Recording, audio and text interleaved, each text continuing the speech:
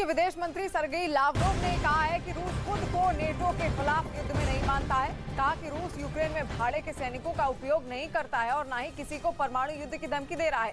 पश्चिम पर आरोप लगाते हुए कहा गया है कि उनके प्रतिबंधों के चलते वैश्विक खाद्य संकट पैदा हो गया है।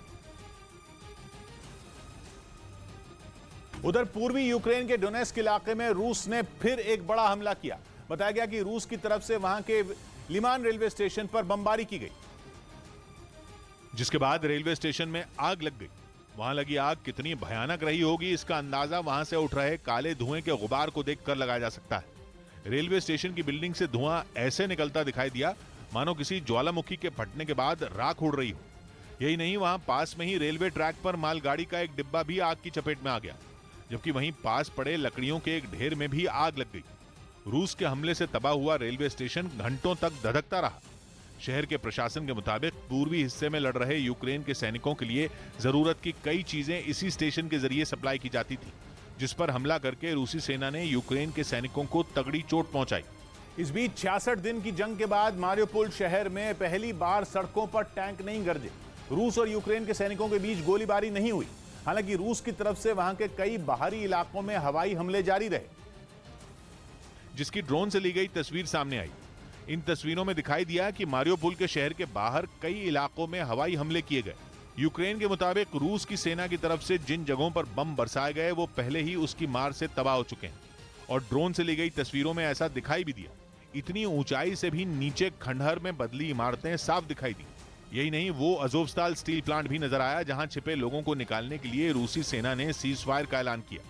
उधर मारियोपोल की सड़कों पर भी थोड़ी चहल पहल दिखाई दी। लोग 2 महीने से ज्यादा वक्त तक रूसी सेना के हमलों की मार झेल चुके शहर से मलबा हटाते दिखाई दिए।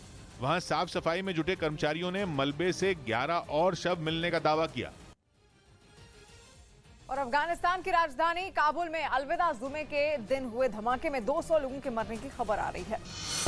अफगानिस्तान की राजधानी काबुल की सुन्नी मस्जिद में धमाका, करीब 200 लोगों के मरने की खबर। अब तक 50 से ज्यादा लोगों की मौत की पुष्टि, घायलों को अस्पताल में भर्ती करवाया गया। गुजरात की पीपावाव पोटे पर एटीएस का एक्शन, अब तक 395 किलोग्राम से ज्यादा ड्रग्स बरामद की। दिल्ली में अजीबोगरीब तरीके से ड्रग्स की तस्करी का खुलासा, युगांडा की महिला पेट में छिपाकर लाई 6.5 करोड़ से ज्यादा की हेरोइन। सर्जरी करके 126 कैप्सूल निकाले गए, जिसमें हेरोइन भरी हुई थी। और उधर यूक्रेन ने अपनी सेना की बहादुरी दिखाने के लिए एक और वीडियो जारी किया, जिसमें यूक्रेन के सैनिकों को न केवल जमीन पर बल्कि आसमान से भी युद्ध लड़ते दिखाई दिया गया। और इसके साथ ये जताने की कोशिश की गई कि रूस के लिए यूक्रेन से जंग जीतना आसान नहीं है। सामने आए इस वीडियो में यूक्रेन के सैनिक जमीन पर अपनी पोजीशन संभालते नजर आए, साथ ही वो दुश्मनों पर फायरिंग करते हुए भी दिखाई दिए। इसके अलावा टैंकों से कई गोले भी बरसाए गए, साथ ही रॉकेट दागकर रूसी सेना को मुंहतोड़ जवाब देने का भी दावा किया गया। और इस दौरान सेना के कई हेलीकॉप्टर आसमान में उड़ते नजर आए, उनके जरिए भी खूब बमबारी की गई और मिसाइलें दागी गई।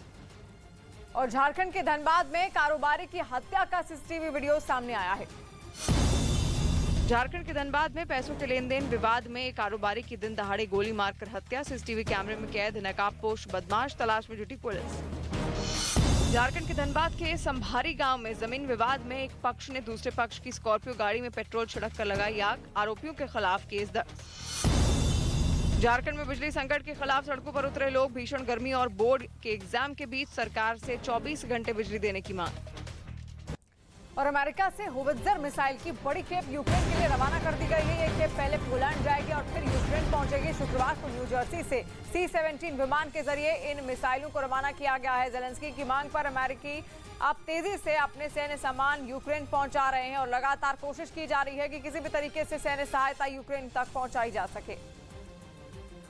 और उधर डोनेस्क में रूस और यूक्रेन की सेना के बीच जारी जंग से भीषण तबाही मच गई। यूक्रेन के पूर्वी हिस्से डोनबास में बसा डोनेस्क इन दिनों जंग का अखाड़ा बना हुआ है। इस इलाके पर पूरी तरह कब्जा करने के लिए पुतिन की सेना ने एड़ी चोटी का जोर लगा दिया है, जबकि यूक्रेन के सैनिकों ने भी रूस को मुंहतोड़ जवाब देने में अब तक कोई कसर नहीं छोड़ी। हालांकि दोनों सेनाओं के बीच जारी इस युद्ध का खामियाजा पूरे इलाके को भुगतना पड़ रहा है। इस बीच वहां से सामने आई एक तस्वीर में लोहे से बना एक बड़ा पुल धराशायी नजर आया। इसी तरह वहां के कई दूसरे इलाके में भी भारी तबाही मची। रूस की मिसाइलों और बमबारी से सैकड़ों इमारतें ढह चुकी हैं और चारों तरफ मलबे का ढेर लगा हुआ है। जंग की शुरुआत में ही रूस ने लुहांस्क और डोनेस्क को अलग देश घोषित कर दिया था। मथुरा में बच्चों से भरी एक वैन में आग लगने से हड़कंप मच गया। यूपी के मथुरा में एक स्कूल वैन में आग लग गई जिसमें सवार 4 छात्र झुलस गए। इसके बाद इन सभी घायलों को नजदीक के एक अस्पताल में भर्ती करवाया गया। प्रधानमंत्री मोदी ने दिल्ली में अपने आवास पर सिख समुदाय के कई लोगों से मुलाकात की। गुरु नानक देव जी ने पूरे राष्ट्र की चेतना को जगाया था। हरियाणा के झज्जर में एक फैक्ट्री में अमोनिया गैस लीक होने से अफरा तफरी मच गई। इसके बाद मौके पर पहुंची पुलिस और प्रशासन की टीम ने उस इलाके को तुरंत खाली करवा दिया। तुरंत प्रशासनिक अधिकारियों से इससे संपर्क भी किया गया। उधर रूस ने यूक्रेन पर मिसाइलों से दनादन हमले किए। उसकी तरफ से जारी किए गए एक वीडियो में यूक्रेन पर उसकी तोपें कहर बरपाती नजर आई। हालांकि ये वीडियो किस इलाके का है इसकी जानकारी नहीं पता चली, पर रूस ने ताबड़तोड़ एक्शन कर उस इलाके को थर्रा जरूर दिया। कतार में खड़े रूसी टैंकों ने एक बार आग उगलना शुरू किया तो वो फिर रुके ही नहीं।